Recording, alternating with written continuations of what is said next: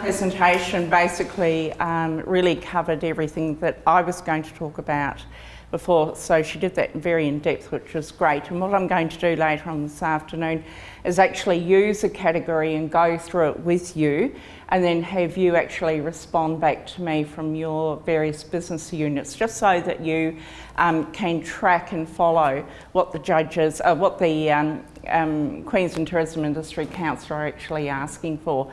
Sometimes it can be extremely daunting, the questions and the type of questions and the two subsets and how you have to answer them. But in reality, once you get on the flow of it, you will be fine. You will just go through it at a great rate of knots. Now, as Danielle mentioned, question 1, everyone seems to do so well in, because they put a lot of thought, a lot of care and a lot of attention into it. It's when we're going on the downhill slope, particularly in question 4 and 5, we've run out of time. We don't really know what this whole question means, and then we falter and we don't answer it thoroughly, and that's where you get chopped off at the knees. So I'd really like to spend a bit of time going through those two in particular with you, because we noticed last year there was a real trend. And this is not with the smaller operators, by the way. This is the Accords of the world. This is Hilton Hotels. This is LTOs who just ran out of time and did not answer those questions properly. So don't even think that it's related to you being a small operator. It's the big guys who did it as well. But I'd really like you to understand where that comes from, because it's critically important in terms of getting your submission across the line and getting those very, very valuable points. So we'll go through that and do that this afternoon. But one of the key issues I'd like to talk to you about now is the site inspection and how you can really put yourself in front of your competitor. Now, the site inspection, it's judges like me who will then come to visit your product, meet your people and see how you operate. Now, the key thing about this is that the judges give up free time, so they're not paid for this. QTIC have to foot the bill, so there's quite a small window of opportunity for you to actually showcase your product. When a judge comes up to a region like Whitsundays, and hey, this is very high on the list, but to come up here and do this area, you might have 10 or 12 products and you might only have 3 days to do them. So their time frame is quite critical. Where they can, they will stay overnight. If your products stay out on the reef and they've got to stay out overnight, well, of course, we're not going to say no to that. But the key thing is making sure that they experience everything you have to offer. So what I'm going to relate to you are some of the very, very bad site visit experiences I have had, so that you know not to do things like that. Starting off with a very, very beautiful 5-star hotel in regional Queensland. I was invited up to do a site inspection, stay in the accommodation overnight, and I met the general manager and his staff. All was fantastic, absolutely wonderful. You know, got taken into the room was beautiful, got taken out to the back to see back of house, met all beautiful staff, then went through the conference facilities and the leisure facilities. So I'm there thinking this is absolutely superb. This is at 5-star level. This is really going along beautifully. Now, when it came to dinner and breakfast, they then said to me that, oh, you can actually book that up to your room, meaning that QTIC would have to pay for that experience. That is an absolute no-no, an absolute no-no. I was very aware of the costing going back to QTIC, and I did not have dinner there and did not have breakfast. So my level of 5-star experience with this property, which was competing against another 7 5-star hotels, dropped. The stay that night was superb. The next morning, checking out, no general manager, no sales personnel, nobody there to say farewell and thank you. I then go to the desk to hand in the key, to then be given a bill for car parking. Okay, so my response to that was, when I wrote up the site inspection report, I said everything that was positive about that property. I then had a few negative comments as well about the way that a judge who had been sent up there to judge them had actually been treated. Now, that information then goes to the judging panel, who will do the written submissions, and I was asked to please explain by them, you know, what on earth happened when you went there? And I said exactly that. It's not information that we then passed on back to that property, but needless to say, in judging it overall, they did not win. And they should have. And they should have. And they had actually done the same thing the year before and hadn't learnt. Okay, so that was one experience that was just not on. Now, another one that I've had was a very, very nice standard accommodation property that I went to, and I was met by a little 9-year-old child who said, "Oh, Mum and Dad are out the back, we've been waiting for you, and I'll take you where you need to go." So this little 9-year-old conducted the site inspection because we couldn't find Mummy and Daddy. And then Mum and Dad came running out, and we're so flustered, and obviously something terrible had gone wrong, but it was not a good experience. And I felt really quite strange being with a 9-year-old being taken around the property. And although he was great at what he did, it was very disarming. It wasn't a pleasurable experience. Now, another incident is with a cruise operator that I went out with, and I was met at the gangplank by a staff member who had me on the manifest. So the cruise owner of this business who'd submitted the submission wasn't even there. He was off playing golf, I got told by the staff. So I was met by a staff member who then couldn't find me on the manifest, and then queried as to whether I was another freebie. Got on board the boat, we cleared that all up, we chuffed on out, and I said, I really do need to see all the safety aspects of this. Now, no certificates were on board. All the information I was required to see was actually back at somebody's house. So I had to sign off on that site inspection by saying that I did not view the risk management programs for that cruise. And that's a very, very big no-no. I have to physically see that information. That wasn't available. So the cruise out was conducted by a gentleman who sort of knew that I was coming, but then made a comment within my earshot that, oh, we've got one of those bloody judges on board.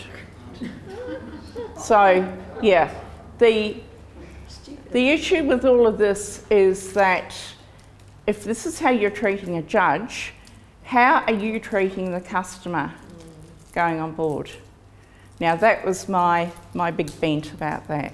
So that's just letting you know from a negative perspective how my report about those site inspections really did then impact on the overall judging, and none of those businesses won. The really, really good ones that I've had, one was last year to a 3.5-star caravan park. I arrived there, Mum and Dad are waiting out there, they've got the uniforms on, the big grins, they've got the name badges. We're all ready to go. Got a lovely welcome. This is where you've got to go and park your car. We've got a cup of tea waiting. We're only 3.5-star property. And And I said, no, I already felt loved. I felt warm. I felt, oh, this is going to be great fun. Parked the car, went back to see them. They pulled in a couple of other staff members, and away we trotted, and we walked around that park. I asked questions. They were able to answer most of those questions. They then took me into the areas that they were doing up, explained what was happening there, showed me photographs of the park 18 months ago because I'd only been in it fairly recently, and they were so proud of that product, and it was great fun. We had a tremendous time. Later that night, they actually had their normal Saturday night park night where everybody came in, and they dressed up as French comedians, and we had an absolute blast because he cooked up a crab dish, and she sang. There was booze, there was wine, and I was asking the park guests, oh, is this a special occasion? And they all said, oh no, they do that every Saturday night. That's why we stay here. And it was a bit sad that they were competing against the Cairns Coconut Holiday Village, but they will get up there one day and they'll trounce them because their customer service was just superb. It was very, very, very high on the list of what I commented on.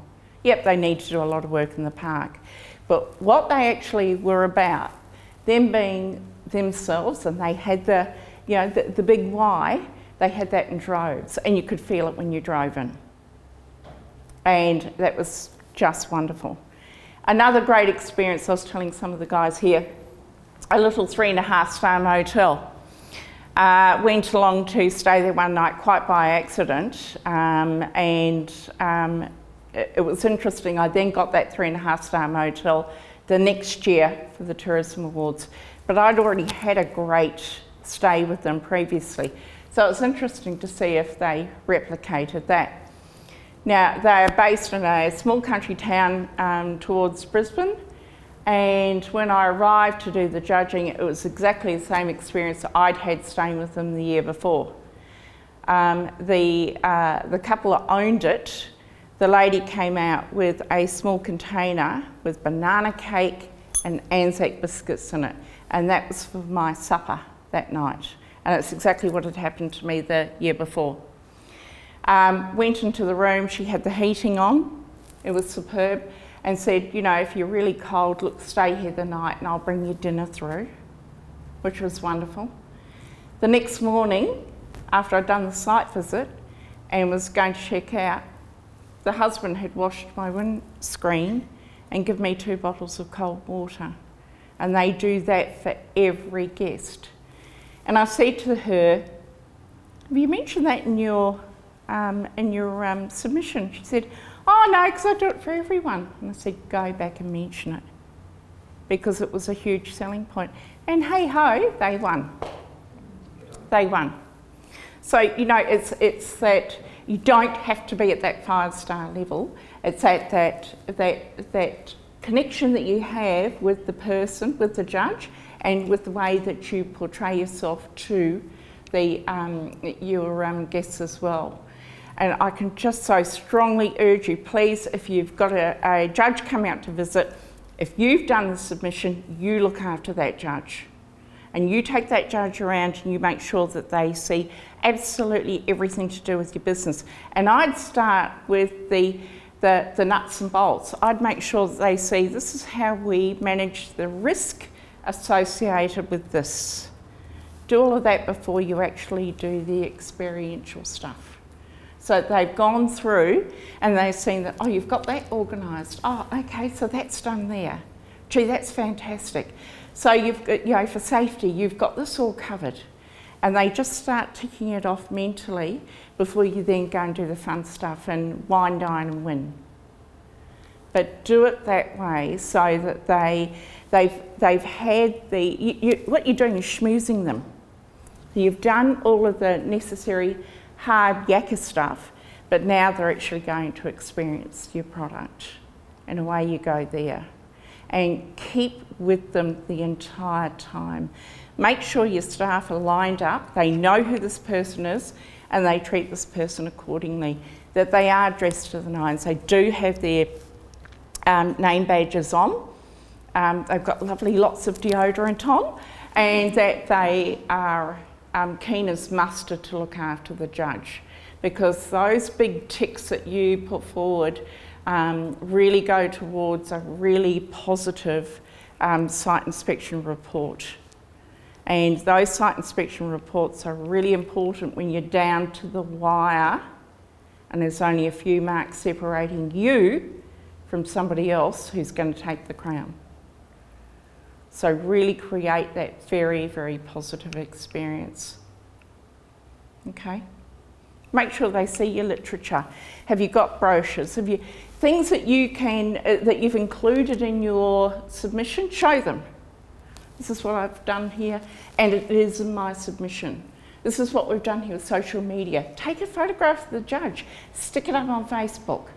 Do things like that so that you're staying ahead of the pack. And if that judge has a particular bent with IT or social media or likes, is really focusing on HR or marketing, hone in on that too. Find out from that judge what's your speciality, and then pick on that. So if you've got a judge who's really into customer service, play up your customer service angle. So this is what I've done over the last 12 months in customer service. What do you think? Get their feedback. They will remember that and they'll take that on board, and that's really critically important. You're establishing that rapport with them. Remember, they've got to go off in another 2 hours to go and see another product, but you really want to stand out from the pack in terms of that. I did a restaurant 2 years ago, and the catering arm of that restaurant was really impressive. Really, really impressive. It was so exciting to see what these owners were doing with the catering arm, and they really pushed that. And we found out that they really had this big thing about customer service, and so do I. And so he was walking me through, these are all of the things I'd like to do, but these are all of the things that I've covered in the last 12 months as well. So when I went back, because I had 7 restaurants to do, about 5 of them were absolutely excellent, he really stood out because he played on me. And he knew that customer service was my weakness, so he played on it. The others didn't really sort of bother to find out. I was just there to judge them. They had to put up with me for 2 hours and then they could get rid of me. And I didn't get that from him. And needless to say, he won. How did he pose that question to you? Sorry? Straight out he said, in the tourism industry, what do you like best about it? And I said, customer service.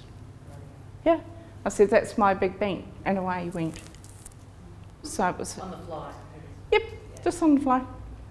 Whereas the others didn't bother to ask. It was a case of, let's just get us through the system and no, that's what we do and you can go now. You know, so it doesn't create that rapport where then, you know, I start to drill down on them. And the judges have to do that now because the site inspection is so critically important. You're on show, your product's on show, and you need to be convincing them as to why they should write a, 20 out of 20 report on you. But all I can emphasise is that you have your senior personnel there. Absolutely. Get them to meet them all. Escort them around the whole time. Do not charge them for car parking. No. So for the negative things that you've seen, like that you said first, do you give feedback on stuff like that? I do to QTIC, and it's up to QTIC if they send that back to the hotel. That's why they keep doing it, because they didn't know that that's what was getting them marked down, I guess. So they did get a general comment that, and this is the one that I had done with the same hotel about 6 years before, that they should really include the overarching experience. So that includes the dinner or the breakfast. And I believe that they did do that. Specific with the feedback, they generalise it more. Yes, Yes. Try and not give it away exactly what went wrong. Well, the thing is that that hotel thought they were doing the right thing by giving away a free night. You see, so I've stayed there a free night, what else do you want? Yeah. But that's not what it's about. It isn't. Yeah, it's the whole experience. It's a whole experience, particularly when you get a 3.5-star caravan park who goes overboard Yeah. and tries to look after you the very best way they can. Yeah. So, you know, and all the other judges have had horror stories like they've been charged for a glass of water, or, you know, going to a restaurant and they're judging the restaurant for the category and then being given the restaurant bill. You know, that restaurant bill goes back to QTIC, it doesn't come out of our pocket. And it's not a good thing to do. You are there to impress. Yeah. And get them to experience as much as you can.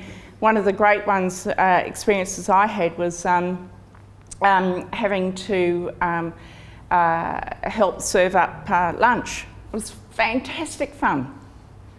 They were struggling, there was a line of people. I said, would you like a hand? This would be really great. I jumped in there and served up lunch with everybody else. I really enjoyed it. I mean, it was great to be working with the team, although they were a bit funny about, oh, you're standing on this side of the bench. Could But, easily have been a negative. pardon? It could easily have been a negative. It could easily have been a negative, yeah. But that comes back to your personality. You know, there are some people out there that are not happy to do something like that. Yeah. They've judged you very well. Yeah. And asking if you could help. And the judges that are there this year, look, they're absolutely great. There's not one there that I wouldn't go about. They are very, very good people, and they have that appreciation, particularly of the smaller operator. And that's something that I've really harped on about with QTIC, is that we've got to make allowances. Just to give you an example, with training, skills and training needs of small companies, and we've argued this quite successfully with QTIC. You might be a one-man band, or you might have 2 staff there, you might employ casuals. So you do not have the capacity to be sending off 1 million people to educationals, to college, to workshops, etc. You just won't have that capacity to do that. But if you can show that every 3 months I do a morning tea and then we go through TripAdvisor, or we go through you know, customer feedback forms, and then I adopt this with my staff, that our customer service has to go up this notch. That to me speaks of you really putting a huge effort into it, rather than a company with 200 staff that can afford to go and send, you know, half their staff off for a training day. So it's really important that you don't get disarmed by stuff like that. Just really think it through in terms of what you are able to do and what you do, and just document that well. Okay, so has anybody got any, sorry, yeah, just thinking with the process of booking time with that judge, who Yep. does all the bookings and makes the arrangements for the accommodation and things like that? The judge has to come to you and introduce themselves. They do that by email and by phone. And they say that they'll be up in your region from these dates to these dates. When would it be possible, please, to meet up with you?